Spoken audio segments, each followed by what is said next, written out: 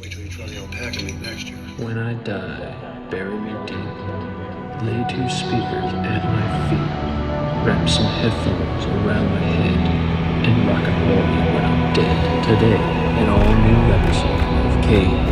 I could discuss Cage for hours. Cosmic Cage.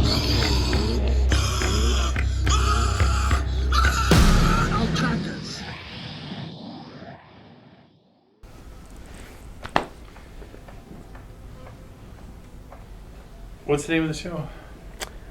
Cage. I could discuss Cage for hours. Thank you. Well, hello everyone. We are back, and we got a double header today, so to speak. A double feature, rather, not a double header. Although one of us is wearing baseball hats. So. That's true. Yeah, we have a double feature today in honor of Halloween. The first film we're going to talk about is Color Out of Space. And as always, we're going to have Sean open with a synopsis. Here's our expert, Sean. Welcome, Sean. Thank you. Hello, Will. Thanks for having me. It's my favorite new show to watch or listen to. The Color Out of Space. It's easy to say. Is a family drama. That's what I would describe it as. It's a family drama about this family who has moved out to a farm where they are now. The dad is raising alpacas. And a meteor falls from the sky and lands in and near their well and sort of starts putting out this strange color into the sky and also starts seeping into the ground and causing strange reactions, not just on the earth, but also on the humans that live on it as well. Wow. Wow, indeed. So let me ask you this question. Yeah. To open it up, I want to know how much time you had spent with H.P. Lovecraft material, either reading the books or watching the film, if any, and also, if so, how does this film stack up? So I think I've only read one H.P. Lovecraft story that I can remember, At the Mountains of Madness, which is, I think, one of his very popular titles. Have you read it? No. And I didn't personally love it. I know that Guillermo del Toro was wanting to make it forever. I think it's like one of his favorite stories, and he finds it to be very difficult to imagine actually making it filmable. It's a strange story, also similarly sort of sci-fi horror. I didn't love it, so that was my only real association with actual H.P. Lovecraft. As far as stories, I think maybe, or movies, I'd seen From Beyond, which I think is him. You remember that film that the director of Reanimator made? After Reanimator, I believe. He made that. Really, honestly, just not that familiar. We're like kind of familiar with the idea of Lovecraftian because I'm a big John Carpenter fan, and he loved Lovecraft, and so some of that sort of storytelling is put into like, The Thing a little bit, his version of The Thing anyway, and a little bit into like In the Mouth of Madness from the '90s that Carpenter made, stuff like that, but not too familiar overly, I would say. Yeah. Me neither at all. Yeah. And I want to say, was there recently an HBO series that was, which I think I saw. Yes. I will not be able to say the name. Lovecraft Country. Yeah. Yes. Yeah.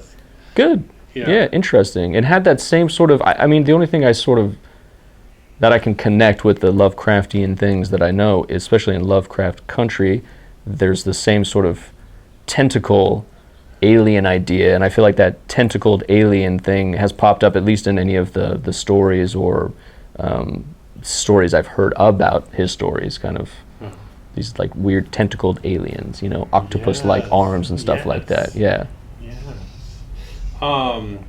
Have you seen other Richard Stanley films or films? So there's two, I believe. I've seen one of them. What he made? Two films? One's called. Oh boy. Was it the one I made reference to, which is? No, I didn't. Oh no, I know what you're talking about. Yeah. No, so he made two films. One's called Something. The other one's called Something Else. Okay. Right. One of them's called Hardware. So I've not seen that, and I believe Hardware was his first film, and I think Cage is a fan of that. And then they supposedly almost worked together on his next film, which I really can't remember the title of, like Red Desert. That's not it, but I feel like it's something like that. Yeah. And that's Dust Devil. Yes, Yes, yes. I knew I would get it. So that one I've seen. I didn't particularly care for it. The thing that I find most interesting about Richard Stanley personally is there was a documentary that came out maybe 5 or 6 years ago called Lost Soul, the doomed journey of Richard Stanley's, oh boy, I can't remember, but there's this really good documentary. Basically, if you just search Richard Stanley and Lost Soul, it's a documentary about he was trying to make that Island of Dr. Moreau in the 90s with Brando and Val Kilmer and like David Thewlis. Do you remember this? Did you ever see that film? Yes, I do. So it was like a notorious like filmmaking gone awry kind of a scenario. So he was basically fired from that project, and then they brought in John Frankenheimer, who was like known to be a very cantankerous director. And it's pretty interesting. This documentary, I love documentaries about filmmaking gone awry, right? There's a lot of great films about those. And this one's fantastic, like seeing it from his perspective, but also from like the actors who seem to be on Richard Stanley's side. And New Line Cinema was the company making the film back in the day, and it seemed like they didn't believe in him to make this project. So it's a really good documentary. Highly recommend checking that out. So that was kind of my only real familiarity with him prior to this. Yes. Not to sidetrack too much, but it reminds me of the Apocalypse Now movie. It's excellent. For me, better than the actual movie. See? Yeah. And then which name escapes me. There's a lot of Hearts of Darkness, I think? Hearts of Darkness, thank you. Or Heart of Darkness. Heart of Darkness. Not to be confused with the book. The book, yeah. Similar, right? It's just very similar, yeah. And then there's yet another, Was There One, Lost in La Mancha. Love it, yep. Yes. I mean, we could go with this for a and while. of course, The Burden of Dreams, which is probably my favorite, the Herzog film. Right. And so, no, I totally want to check that out because I, too, also love the films about making the films and oftentimes the amazing adversity, all the things that are going wrong. Absolutely. Throughout the production, sometimes to the point of it like ceasing, right? Shutting down the production and not getting made. So. Yeah. Okay, but we digress. Yeah, we digress. We're back to Richard Stanley. Okay. So what did you think of the video effects in this film, this sort of psychedelic light, quote unquote? I mean, I thought it looked good. So I saw it in the theater, thankfully, and for me, I think that helped. I think that this came out a year or two after Mandy, another film we might be discussing today, and I happened to see them both at part of like a film festival that happens here in Los Angeles, Beyond Fest, which is fantastic. Like if you're into kind of strange films or horror films or whatever, and he was in the audience, Nick Cage, so was Richard Stanley, and so we got to hear them talk about it a little bit afterwards, as well as some of the younger cast members in this film, and they definitely talked about that a lot. That sort of how do you achieve this color? How do you make this color in the story that's like really described as indescribable? How do you sort of make that into a filmic thing that people watch and connect with? I think it works. I thought like for a low budget film especially that the special effects and that sort of color design worked really well, and added to the sort of sense of growing dread or whatever it is that's kind of accumulating during the course of the film. See, this is a case for sure, like I just watched it at home on the 55. Right. Yes, I'm sure it would have been a completely different experience in the cinema with the big screen and having that light sort of permeating, absolutely, like engulfing you, versus it being a smaller. Right. This is when that is definitely a drawback to like watching at home, right? Yeah. Okay. So it's a family drama, as you said, set in a nice, quiet country location. But of course, that tranquility quickly comes to an abrupt end. And the family, and I sort of get the impression the family is sort of loosely together. And they're all kind of leading their own separate lives in this remote location. But of course, now they are forced to sort of come together to survive. And this is not really a question. But this is like when I feel like the action starts to really happen because of how they communicate with one another, and what this new sort of very extreme problem has driven them to, and they have to kind of work together, which I really like. They have to work together to come up with a solution for all these sets of things without giving the film away. Yeah, I think that part of the strength of the movie for me is definitely that family drama element. I think that that's what's at the heart of the story. And you're right, it really does come together, when they have to come together, because they're thrown into this bizarre situation, right? It's an unnatural sort of thing that's happening, that's occurring to them. There's no explanation. Everybody in the family is acting. It's interesting too, because they're all acting very out of character, but they still need to come together to try to figure out and solve this riddle.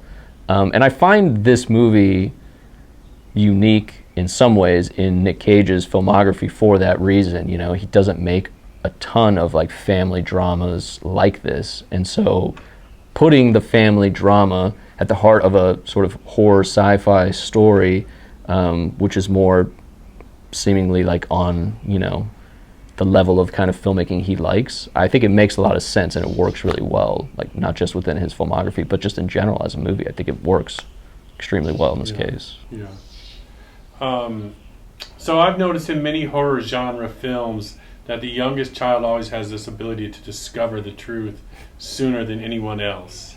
And it happened in this film as well. That's true, yeah. And as my son is about to run out here and jump in the middle of the scene, the middle of our little set today. But so why do you think this is, though?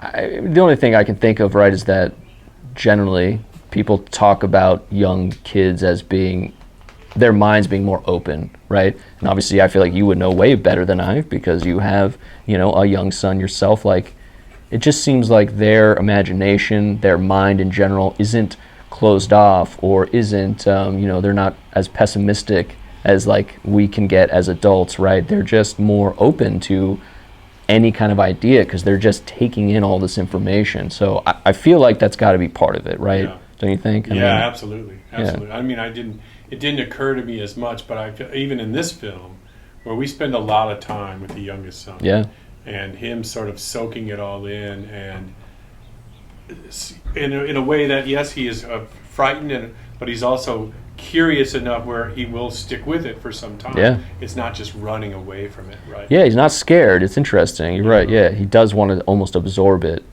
To see like what really is it. Yeah. And has a tendency to hang in there way longer than an adult would. Absolutely. Yeah, I'd be running. Way longer than an adult would. Okay. So, of course, my favorite part of the film is when Nick Cage does the weird voice and is really losing it, and it's a total degeneration of him. So I sort of talk about this like it's a throwback to the last film that we talked about, which was Vampire's Kiss, right? And it was so great to witness that. And I wish there was more in there, but I realize that there can't be. But what are your thoughts about that? That's a great question, because I hadn't thought about it until a rewatch, and in particular because we just watched Vampire's Kiss, it seemed to me that he's absolutely channeling specifically that Peter Lorre character. The voice is very similar to the voice he uses in Vampire's Kiss, and I think that I read that Richard Stanley's favorite film of his is Vampire's Kiss, which I think that's right, or I might be confusing that with Panos Cosmatos, but I think a lot of people who end up working with him love Vampire's Kiss because of that strange voice and because of so many other reasons. But it fits in this movie, though, strangely, right? Because of the transformation, all the characters going through this meteor and the energy that it's giving off, right? Sort of starts to, imbue their characters and make them act out of character. And he, is able to run with that sort of those Cageisms that make him so great, in my opinion. And his voice gets in this weird, it's like a yuppie voice or something, like a yuppie English voice he's sort of channeling. It's great. It's funny. Yeah, it is funny. And another, what you can't do at the cinema is wind it back. Yeah. And that's, of course, what I did do at home. Yeah. I was like, let me see that one more time. I want to see that again. Yeah. I want to see and hear that one more time, because I was like, ooh, that is right. That is gripping and wonderful. Let's see. So I saw an interview with Elliot Knight on YouTube, right, who plays Ward, and he said he was excited to be a part of a horror movie where the black guy doesn't die. And I was thinking the same thing while watching the film. bravo to Richard Stanley and that is yet again not a question. But what did you think? It's great. I think I mean, you're absolutely right. It's more common now than it used to be, but absolutely, it's wonderful to see, especially in this movie, where you're really with the family the whole time, but this character Ward that Elliot plays is the probably like the next important character, right? Because he's investigating this whole thing, and he's kind of a hero of sorts, right? And the way that the movie ends, it's the way he looks as to be like almost like if the film was going to continue, right? You're going to be continuing to follow this character, and he's really great in the movie. And I wasn't familiar with him before, but I mean, I personally love the idea of throwing that old trope on its head, right? Sure. Sure. And there was a moment towards the end. I thought he was going to get Absolutely. it, and then the sheriff got it. Yeah. Sorry, I didn't mean to tell you what's going to happen. Yeah. Yeah. It's and good. The sheriff got it, and I was like, excellent. Yeah. That's great. Yeah. So what do you make of the alpacas?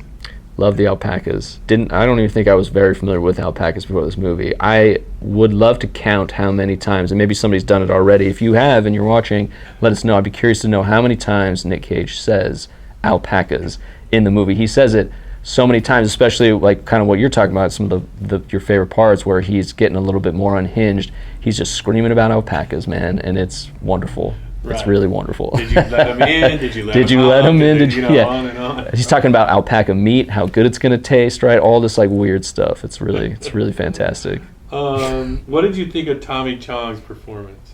It's good. I hadn't seen him in something in a long time. I mean, it felt like it made sense in this psychedelic-esque movie, right? I liked it, yeah. I mean, he's not in it a ton, but I thought it made sense. It wasn't like a weird cameo, you know, right? Yeah, and also, you just mentioned psychedelic. Perfect. In that sense, perfect casting. Right? Yeah, absolutely. For him. Yeah. So our other film we're talking about today is Mandy, and so my next question is this a better midnight movie than Mandy? No way. Okay. I mean, Mandy is, when we'll talk about it, it's definitely a better midnight movie. But I think Color Out of Space is a movie that not a lot of people probably saw. And I know that I'm always recommending the films we're talking about for many reasons. But this one is interesting. I mean, I think if you like sci-fi, if you like horror, if you like Lovecraft, it's worth seeing. And if you like Nick Cage, I think he brings a lot to it. It's a good performance, man. Like it's the same. I mean, you're smiling, so I don't know if you feel the same, but like he has those Cageisms that sort of make him well known. But there's a lot of great smaller moments in the movie where he's just playing this dad character that I thought worked really well. Right. Yeah. And it's part of this, part of the reason we wanted to talk about these two films is it has this sort of cosmic horror element, which is a phrase I had not really heard of, but the company that produced this, Mandy, a couple other films I've seen, this movie Daniel Isn't Real, and a few other things in the past. It's Elijah Wood's company, actually. He's like it's called Spectre Vision. I love their logo. Comes at the beginning. It's a great logo. But a lot of the things they produced kind of seem to fall into this like cosmic horror realm, which I really enjoy. Like it's like an interesting, like almost not real world, right? It's like our world, but a slightly different version of our world. Yeah. I don't know, so I'm excited. Well, he recommends the movies. I do not read about them ahead of time. And so I go into them cold, and it's better that way, of course, I think, because I really don't know what in the hell to expect. Yeah. And so with this one in particular, and with the opening scene, which I want to say is by a lake, and the daughter is involved in some sort of witchcraft, and I was immediately like, where is this going? And oftentimes in some of these films, I'm very much looking forward to when Nick Cage comes out. And so the sooner we get him out, the more excited I get. Yeah. Because sometimes I'm like, no, bring him out. Get sooner. Right. Hurry. Fast. Because that's my identity with all this. Right. And so with this film, I was in the beginning was very like, oh, okay. And then again, not knowing it's a family drama, not knowing only our conversation previously, which was cosmic horror. Yeah. And I'm like, I don't know what that means. Okay. At all. So, and I'm not looking it up because that would, we're going to find out, right? That's the point. So you liked this one? I did. Yeah. But there's moments in here, especially with, like I said earlier, with Nick Cage sort of turning it on, and the Right. gas is burning, and Oh yeah. he's getting wild and unhinged, and he's starting to become unglued, and it's wonderful. Yeah. Right? Like those are the moments where you're like, yes. Especially when he gets the shotgun and Yes. Yeah. Oh Yeah. my. Yes. Yeah. Yeah. Yeah. So. It's a nice journey, the film. I think it's a kind of a slow burn, Yeah. right? This journey you take with them, and in particular him. It's like his performances in general, I suppose. There's always sort of this interesting arc. And it works, I think, really well in this movie. Yeah. Yeah. And it does sort of start out with this family drama, Yeah. and then, of course, things go sideways. Yeah. And so in the beginning, you're sort of, you are being subjected to how all the family members, Yeah. talk to each other, treat each other, Yeah. and then things go shrink, which is great. And it kind of works well as a double feature if you ever wanted to watch them back to back for a similar reason to Mandy, which we'll talk about. But like this movie also almost has two films in one, right? Two parts. The first part, it's a much more slower build, I think, than Mandy, which feels very much split in between, the first half and the second half. And this one feels, though, like it does have a first half family drama, kind of getting to know these characters, a slow deterioration in the second half, which is just kind of way bonkers, All right, with that, we're gonna move on to our next film, Way Bonkers. Yeah. All right, thank you all for watching, and please, we're starting our next segment here in a minute, so don't Here we go go. anywhere. All right. Wait till you try the alpaca meat next year. When I die, bury me deep. Lay two speakers at my feet. Wrap some headphones around my head. And rock and roll me when I'm dead. Today, an all-new episode of Cage. I could discuss Cage for hours. Cosmic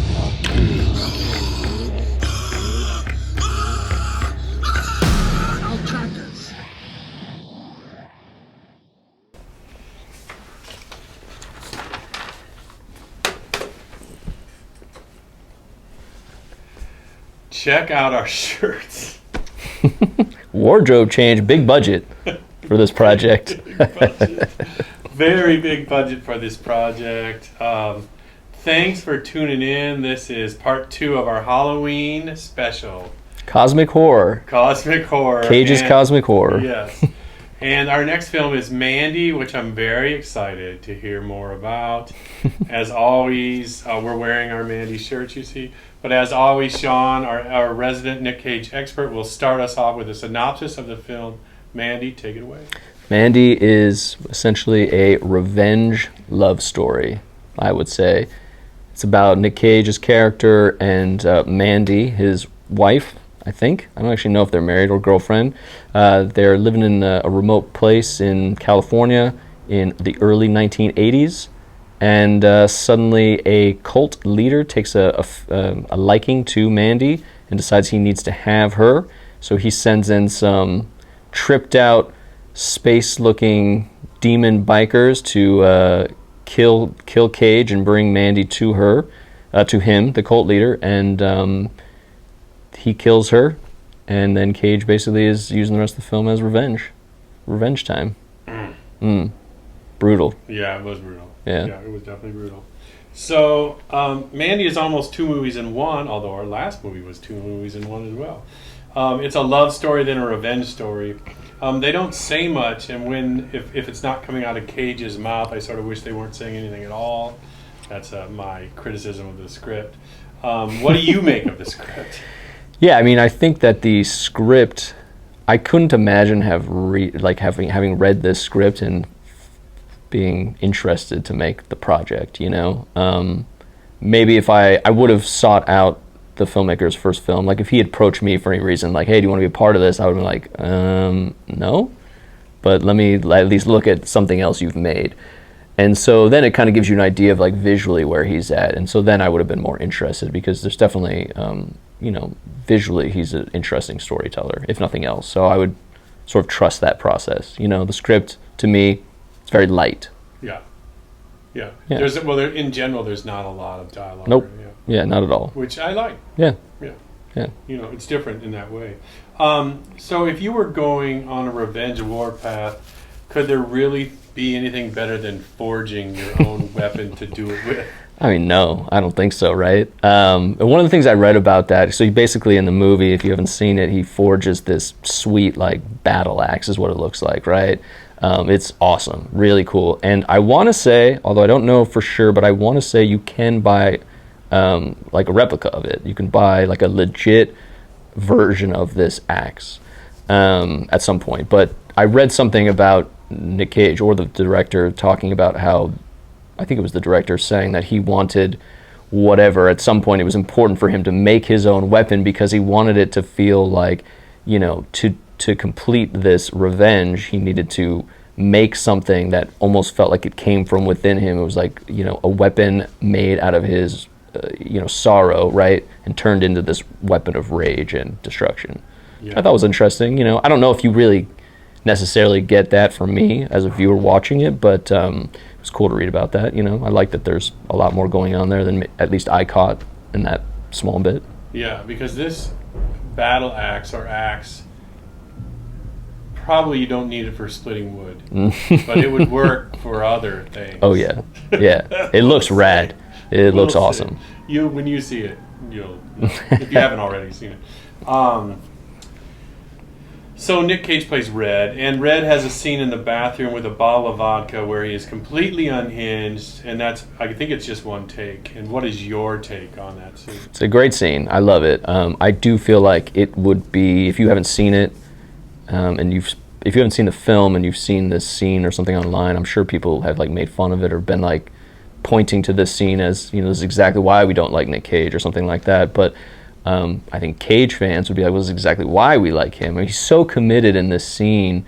It's a really wonderfully raw performance in this scene where, out of context, of course, it looks like, what is this that I'm watching? But it's great. I mean, it's right after he's seen something that I cannot imagine seeing in real life, you know? Like, basically, Mandy is hung in a bag in front of him and burned to death, you know, and it's just like, that's so awful to think, and the way they shoot it is really, you know, it's well done, and so you kind of feel the pain that he's feeling, and to then go into this scene afterward, he's just like letting out these raw emotions. It works really well. And again, I read an interview with him, he talked about this quite a bit after the making of the film, that he had just got a divorce from his wife of like 15 years at the time, and that had sort of taken him by surprise, and this was a movie where he was able to, especially in that scene, just kind of let stuff go out, you know.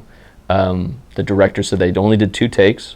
The first take was a rehearsal, and it was great, but that he just gave small notes as to like where maybe he should be in the frame during certain parts of the sort of, you know, meltdown, in certain kind of small beats, but otherwise he was like, you know, Cage came in prepared and kind of nailed it. And I read something, I didn't read this, I saw this in the credits after this last watch, that Nick Cage actually had a scream coach for this project, which I'm kind of curious more to read about if anybody knows about this. I thought that's pretty, because like in this scene in particular, you know, and in the movie quite a bit, he's just like grunting and screaming, like lengthy, you know, guttural screams. Yeah. But the scene is fantastic. Yeah. And it's absolutely, if you think about the stages of grieving, the sort of traditional stages of grieving, for loss, of a loss, and we have this, and it's like, okay, well, that was one of them, and you're watching him, how he's dealing with, how he gets to where he's going to be, which is part 2 of the film, we're creeping up on it, right, and all those feelings inside of him that are moving, and that is so, it's absolutely something that would happen. Yeah. And of course people lean on drugs and alcohol in a way when they're dealing with that. They lean on it when they're not dealing with that, you know. So there's a chainsaw fight in the film, and there's a moment where Red pulls out his chainsaw and it's not nearly as large as the person he's about to do battle with. It's so funny. But take it away. You know? Yeah, I mean, you know, obviously that's meant to be, you know, it's phallic. There's obviously the phallic part of it, right? But it's so funny. It plays really, really. And there's a lot of great humor in this movie, which there needs to be, I think, because it's pretty brutal in a lot of ways. The chainsaw fight is fantastic. And I read that the coordinator, I think, for the film, they did not have a long time. I think they shot that fight in one scene. The director talked about it being like the hardest night of the shoot, because it was a smaller film, right? Not a huge budget. But I think that the coordinator that they got was somebody who had worked on, like James Bond films and stuff, like a really well-known stunt coordinator who was kind of working with him, and so they got through it pretty quickly. But I love that scene. I mean, it's just like, this movie is great for so many reasons, but it just continues to top itself in like wildness, right? It's like the wild fucking West. Yeah. And it's just like, you don't know what's going to happen next. And then there's a chainsaw fight, and it's rad. It's really cool. And when the moment that happens, oh man, that look on Red's face, these are the reasons why we need Nick Cage. Exactly. Yeah, he just has, for somebody who's known for his bursts of energy and bursts of just like acting craziness sometimes, right, as some people would call it. I think he's got a lot of great subtlety, right, like small facial things that he'll do that are just so good, so funny, so fitting. Yeah, that was definitely one of them. Right there. And I can't remember, but now that you say that, there's like a specific, I know what it is, and I didn't know this, and I just read this, and I thought I got to go back and watch this movie. I think that specific moment is, the director was saying it was a nod to Friday the 13th Part 7. I can't remember. I want to say it's the 7th one with the psychic. I can't remember if that's the one or not. One of the Friday. I can't imagine why. How many are there? I don't know. 13. 12. There's 12 or 13. Yeah, there's a lot, man. Yeah. Well, I mean, that's including some of the newer ones, but yeah, there's a ton. But anyway, apparently the filmmaker loves this one in particular, and if it is the 7th one, I love that one too. It's great. It's just like the whole psychic story. That's pretty funny.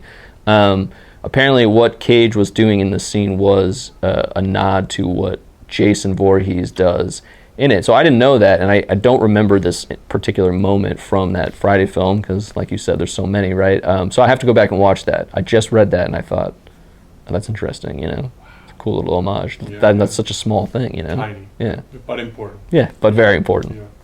Yeah. So Bill Duke shows up in this film, and it reminds me of casting Tommy Chong in the last film that we talked about today. His past, or rather his part in the film is much smaller than Chong's in the other film we talked about. But it's definitely perfect casting. And both of these guys are in the 80-year-old range, so they've been around the block a time or two, by the way. But did you happen to see any of the films that Bill Duke directed? And this is just a few, but this certainly maybe the peak. We could say A Rage in Harlem, Eddie Murphy, Deep Cover, Hoodlum. Who's in Deep Cover? Deep Cover is Jeff Goldblum and Lawrence Fishburne. Yes, thank you. Lawrence Fishburne, and then Hoodlum, which maybe was a little lesser of the two. Have you seen any of those, and what was your impression of those? I have not seen Hoodlum all the way through. It was like streaming somewhere for a while. Like I started it and wasn't in the right mood to watch it, so I stopped it. But I love Deep Cover. Deep Cover is fantastic, and I like Bill Duke a lot. We were talking about him earlier and how he's like a great actor to pop up in things. Seeing him act alongside, Nick Cage rather act alongside Bill Duke is really fantastic. He's just a great character actor, and I can't remember. There's something that I'm like picturing him in that I really remember liking him in when I was younger, and I can't. Well, I guess Predator, right? He's fantastic in Predator, but there's a couple other things from like my childhood I feel like I saw him in that he was very memorable in. But Bill Duke's great, and Deep Cover's a really fantastic movie. And so in this film, tell us about the Bill Duke part, because it's a very... Yeah, so like Bill Duke is like a friend of Nick Cage's, right, from back in the day, and he basically is coming to him for weapons. Right? And so he's like this guy who then kind of explains, he's this character who sort of tries to explain these, I can't remember what they're called, the bikers, but he's like the one who kind of tells the tale of, who these bikers are that came and killed his wife and like what they might all be about, and talks about the cult leader a little bit too. So he's kind of the person who's explaining, he knows the truth. He knows it. He knows the truth. It's a great way to put it. Yeah. And he's great in that scene. It's that one scene. Right. There's not much to it, but it's an anchor. Yeah. It's a very important. It's a pillar of it. I wonder why he got in it, or why. It's interesting. Yeah. I feel like I read someplace that the director really loves him. Okay. So he was looking for someone who, and he was like, oh, he's open, or he can do it, or That's whatever. awesome. So he did. It's a great little pull to get Yeah. Bill Duke in the film. Yeah, Yeah, no, absolutely. yeah. So, my friend Sean here, who's a Nick Cage expert, but also an expert on scores and soundtracks, not scores and soundtracks. And there is some badass synthesizers in this film. Yeah. And very atmospheric.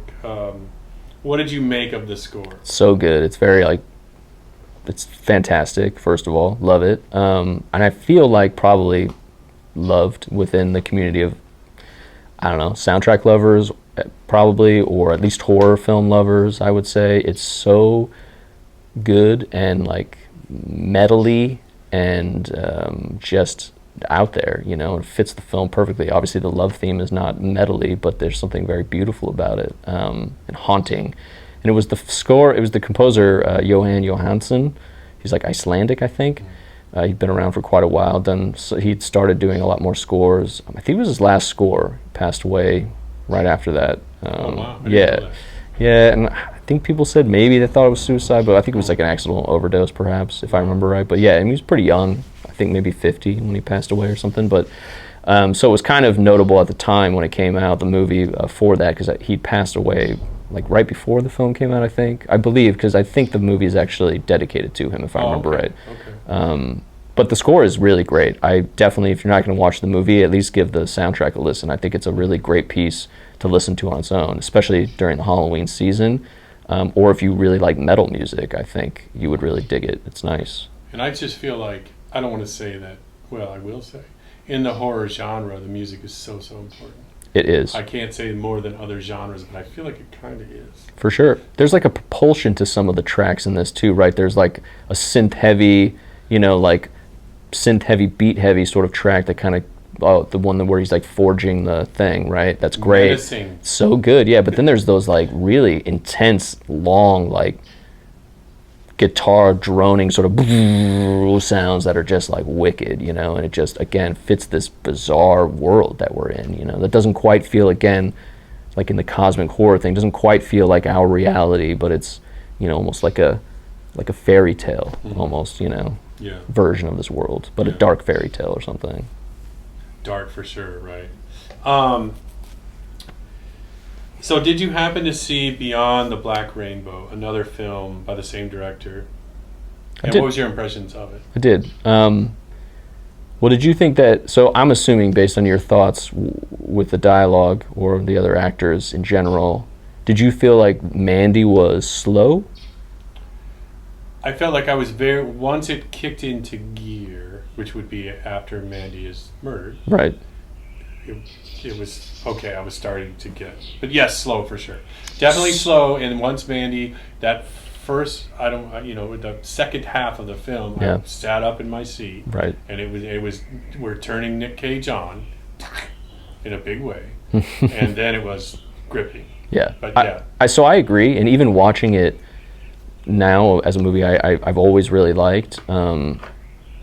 I feel like that first half of the film, the first sort of, the relationship part, the part that's like getting you involved and invested in these characters, is what Beyond the Black Rainbow feels like for the entirety of the film. To me, I only saw it the one time. It has a similar visual style in a sense that it's, very interesting. So it's cool to look at, and to me it feels like a movie that would be great to have on in the background while I'm like listening to music, other music not associated with that film. Even if I was listening to the Mandy score while watching that. It's a weird movie. I don't remember the exact details. I want to say it's like about also a cult or somebody escaping a cult or something like that, a female lead if I remember right. And it literally feels like the psychedelic stuff that happens early in Mandy where they're giving her the drugs in the eye and things are moving very slowly, right? It's like that thing in Mandy where you're kind of like, again, maybe they could have cut some of that out, right? So it didn't, I don't need to experience everything they're experiencing in Mandy in the way that they sort of showed it to you because it feels slow sometimes. Yeah. So Beyond the Black Rainbow to me felt like that for the entire film, basically, And who is the director again? It's Panos Cosmatos. Okay. Who is, I forget what, his mother was an artist, I want to say, but his father was a filmmaker, and they both passed away sometime in the 90s maybe, Yeah. but they both had passed away prior to the filming of this for sure. And I think he had said that this was a movie about his grief, dealing with his grief about his parents, which is interesting because, like you were saying, about the stages of grief, and you get to see a part of that stage in the drinking of the vodka scene in the one take, with Yeah. Cage. The film feels that way to me, and I have to say, this was the first time watching the movie. I've seen it maybe like 4 or 5 times. Like, we're not talking about the end quite yet, but the very last scene in the movie where he's in the car, Cage, and he's got this wild look that I feel like has been gift, Oh yeah, whatever. Many times. Yeah, you could see that all over the place. I gotta say, I was like kind of emotionally like connected to it in a different way, and it really hit me. Like, it made me sad. I almost cried, Right. which was different because, usually the last half, because it's such an adrenaline rush, right? I don't emotionally get to that place, but it just hit me, man, a lot differently. So, I can see that in the director's things. But his father, by the way, the movie that he's probably most well known for directing is Tombstone in the 90s. Oh wow! Yeah. I had no idea. Yeah, which is a great film. Yeah. But also had, speaking of films with a troubled thing, there's stories online about how maybe Kurt Russell had to finish directing the film because they kicked him off or Sure, something. things kind of went sideways. Possibly. I mean, I'm not sure, how much of that's true, but Yeah. yeah. Yeah. Wow. I had no idea. Yeah. That's interesting. Is there too much violence in this? Great question. Great question. Well, it's a horror movie, so I mean, I don't think so. I think it fits for the kind of movie it is. Because to your question earlier on the other film, what's a better midnight movie? This is a midnight movie to me for sure. Especially that first half where you're like, what am I watching? Like not a lot. Like some weird stuff is happening. Oh, speaking of weird stuff. What timing? What timing for an emergency? Oh no. Tell us what it is so everyone will know. Got an endangered adult. And oddly, we're right at the 1950 mark. Oh my gosh. So we have a silver alert Silver alert. of a missing endangered adult. Oh. And that's never good. We Not don't even good. need to say that. We're going to totally leave that in there. Yeah. That's never good. Yeah, so violence. Anyway, let's move on to the shirts. So Red, I don't even know what this means. Red loves his 44 shirt. Is there any significance to this shirt that myself or like the average cinema goer should know about, or is it just like random? Can I walk around town wearing this and expect to get some looks? Or I think people would look at it. So it's interesting. I mean, I would never have thought about it. I obviously thought to myself, well, it's got to mean something when I watch the film. It's got to mean something outside of what it might mean to the characters, you know what I mean? And there's a flashback toward the end of the film, right, where he's remembering, Nick Cage's character, Red, is remembering what it was like when he first met Mandy, and she's wearing this shirt, I think. Or he's wearing the shirt. Right. She's wearing the shirt. right. But it's like, so there's an emotional tie, right? There's a significance to the characters. What the shirt means, I read that one of the things, because of the color, like the black and the white and the 44, could be Reggie Jackson, which I thought was interesting. Okay. But that would be more dark blue than black, right? Yeah, I guess. Dodgers. Sorry, Yankee. Don't say that. Yankee pinstripes, different thing altogether. So that's one, but that feels like neither of these characters seem like people who would like. But I think the timing is right. Like this takes place in the early '80s, so that makes sense timing wise. Hot bath right around So yeah, exactly. So that's possible. The other thing I read is that there's like a third theory, and I don't remember what that one is, but one of them is it's representative of the character of the devil in Mark Twain's, I think, unfinished story, The Mysterious Stranger, which I think ended up being the name of that book. The Mysterious Stranger apparently was a book Mark Twain had worked on quite a bit. Maybe he never finished it. I don't really know the specifics on that. But at one point during the process of the writing, the character of the devil was just called Number 44, and I think they might have titled the character that. To me, not knowing much about that book, not having read it, that feels like that would tie in more with these characters. Yeah. Based on their likes, because they're watching at some point in the film, they're eating cereal together or eating dinner together and watching what looks like an old sci-fi film or something, right? Yeah. So And he definitely gets bent out of shape when his shirt. Oh yeah, he loves his shirt. Yeah. Look for that. Well, and I think that's part of the thing that you know. I mean, it's a great scene, and it's great when he's talking about it, and it obviously has that emotional significance for him, right? He's lost his wife. The shirt, don't mess with it because it's, you know, what it's like his memory. It's what's left, right? Yeah. It's great. And to answer your question about walking around town, I think maybe in Los Angeles or other places where people, other horror fanatics, I think so. I think this movie has like a pretty good cult following, I would say. Yeah. Yeah. Right. I'm going to let you know. Yeah. After Please a year do. Or so. All right, so we need to wrap it up, but we got one more. Maybe that buzzer was sort of our time in a sense, although in a different way. In the horror film genre, how does this film rate you? I really like it. I don't personally consider it like a straight up horror movie. You know, I don't think it's on the same level in a bad or positive way, right? To like the Friday the 13th movies, the Halloween movies, right? It's not horror canon like that. But this like cosmic horror, I don't want to call it a movement because again, there's only a handful of films I've probably seen that would fall into this category. Is different, you know? And it, like the last film, it has this like real emotional connection that you don't get in a lot of like the old slasher films or I don't know. So it is horror, but it's more like a new wave horror kind of movement, you know? It's great though. I love it. I think it's a really good film. It's wild. Yes. It's not for everybody. No. Yeah. I mean, you liked it, or Yeah, I did like it. Yeah, okay. I did like it, and it heats up. I mean, these two movies, I feel like they heat up. Yeah. So the first half is one thing. If you're not feeling it, hang tight. If you are feeling it, even better, because the heat goes up. Yeah. Without a doubt in part two of each of them. So. And they're unusual. You know, both of them are like Mandy is definitely an unusual movie. So again, I feel like we've done a good job at covering, you know, Cage movies that are interesting in his career, right? Adaptation is great, but it's more well known than like Vampire's Kiss, Mandy, and Color Out of Space. So I highly recommend them all, of course. That's why we're talking about them. But this one is a wild trip, and it can be really fun and can be heartbreaking too. Yeah. All right, well, take us out of here, and then we're going to wrap it up.